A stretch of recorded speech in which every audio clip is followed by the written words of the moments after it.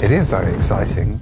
I'm not sure there are that many people doing the sort of stuff we're doing out there in the world. When you think of the future, you likely envision the remarkable technologies that you've seen in comic books and films. You may begin to picture flying cars, trains driven by electromagnets, or household robots that will see to your every need. While modern scientists agree that many of these inventions are either unlikely or unnecessary, it may surprise you to learn what the future could actually hold. Imagine being able to share your thoughts with millions of people at once, simply by typing them on a keyboard and sending them through the air. Yes, the future certainly looks bright, but it isn't without its darker sides. Money, as we know it, is fine for today, but tomorrow is a different story. The world, now WHO has warned that banknotes may be spreading coronavirus.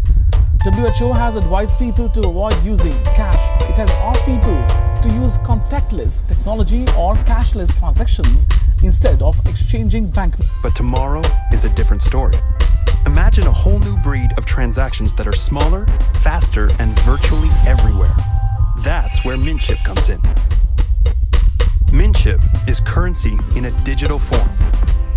Using a chip, you securely load value onto a smartphone, USB device, computer, tablet, or cloud. Maybe even some future device that doesn't even exist yet. Now you're ready to go. It's so easy that even a child can use it. Mintchip is better than cash since you can use it online. And merchants will easily and cost-effectively be able to offer digital content in the form of small and extremely small online transactions. Mintchip is harnessing some of North America's best brain power. We are changing the future. You can too. Mintchip from the Royal Canadian Mint. The evolution of currency. Perhaps worst of all will be the emergence of a deadly and potentially devastating disease. I'd like to call to order this secret conclave of America's media empires. We're here to come up with the next phony baloney crisis to put Americans back where they belong, in dark rooms glued to their televisions, too terrified to skip the commercials. Well, I think... NBC, you are here to listen and not speak. I think we should go with a good old-fashioned public health scare. A new disease. No one's immune. It's like the summer of the shark, except instead of a shark, it's an epidemic. And instead of summer, it's all the time. But, Janice, we do have standards. This can't be a made-up disease. The only moral thing to do is release a deadly virus into the general public. We do have something we've been holding on to, but it hasn't been tested. Get over here, NBC. Well, we certainly believe in testing, but Wow. Oh, yeah. So, we've got our deadly disease. Now, we just have to blame it on something that's in every household, something that people are a little bit afraid of already.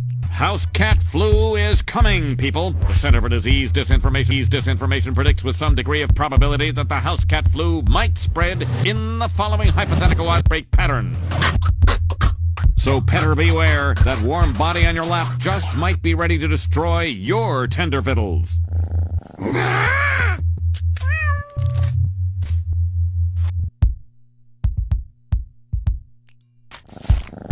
Springfielders are advised to stay tuned for more information if they experience any of the following symptoms: mild thirst, occasional hunger, tiredness at night. Our impulses are being redirected. We are living in an artificially induced state of consciousness that resembles sleep. The movement was begun 8 months ago by a small group of scientists who discovered, quite by accident, these signals being sent through. The poor and the underclass are growing. Racial justice and human rights are non-existent. They have created a repressive society, and we are their unwitting accomplices. Their intention to rule rests with the annihilation of consciousness. We have been lulled into a trance. They have made us indifferent to ourselves, to others. We are focused only on our own gain. Please understand, they are safe as long as they are not discovered. That is their primary method of survival. Keep us asleep, keep us selfish, keep us sedated. Blow it out your ass. So how do we reverse this trend? How do we avoid the coming catastrophe? Many doctors would suggest that we simply need to learn and practice better health habits, but that may not be enough. As it turns out, there is a solution. But first, a word from our sponsor. All right, let's explore the thinking of Jacques Fresco and the society he'd like to see. The reason we emphasize machines and technology is to free man, to pursue the higher things. Machines ought to do the filthy, repetitious, or the boring jobs. It would take 10 years to change the surface of the earth. To save our environment, our stupidity, our conflict, we've got to reorganize our way of thinking and reconsider our social aims. We must put our mind to this as we do to put a man on the moon.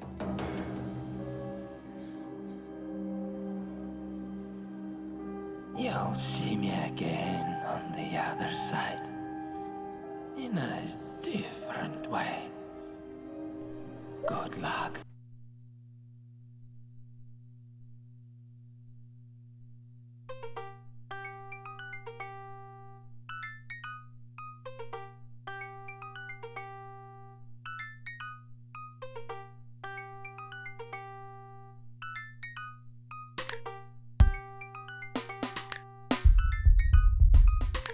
Dude, the movie pitch is due in 30 minutes. Okay, we got ideas. Think big. Hollywood, big blockbuster. Virus. Where does it come from? Labyrinth? Like a labyrinth. You wouldn't believe that. Maybe from a bat dropping. Bats are big. Penguin. India. No, Florida. China. People get locked out of their house, right? For like a long time. 2 weeks? We gotta think bigger, man. Blockbuster. A month? Longer. A year? Bigger, my man. 2 years? Yeah. Okay, everyone's locked down, but Canada and Australia are locked down forever. Yes. We don't know why. Who's in charge of this? Who screwed up the whole AIDS thing? The AIDS thing. Fauci? Yes. Put him in charge. Maybe Trump makes the vaccine? Okay. Okay, if you get the vaccine, you're a hero. Makes sense. If you don't get the vaccine, you're... To racist demonstrations or... Racist? Yes. Maybe like the people who make it, Big Pharma, they like Pharma. secret meetings. Wait, but everyone doesn't trust Big Pharma. No, now we love them. Now we love them. Oh, they're gonna love it. No one's gonna buy it. Not millions, I'm sure.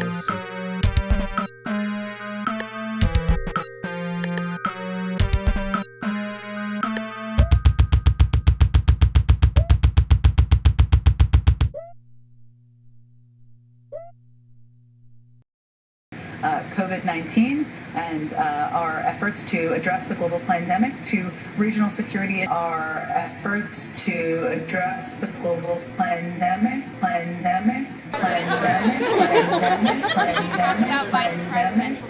Is the pandemic over? The pandemic is over. We still have a problem with COVID. We're still doing a lot of work on it. But the pandemic is over.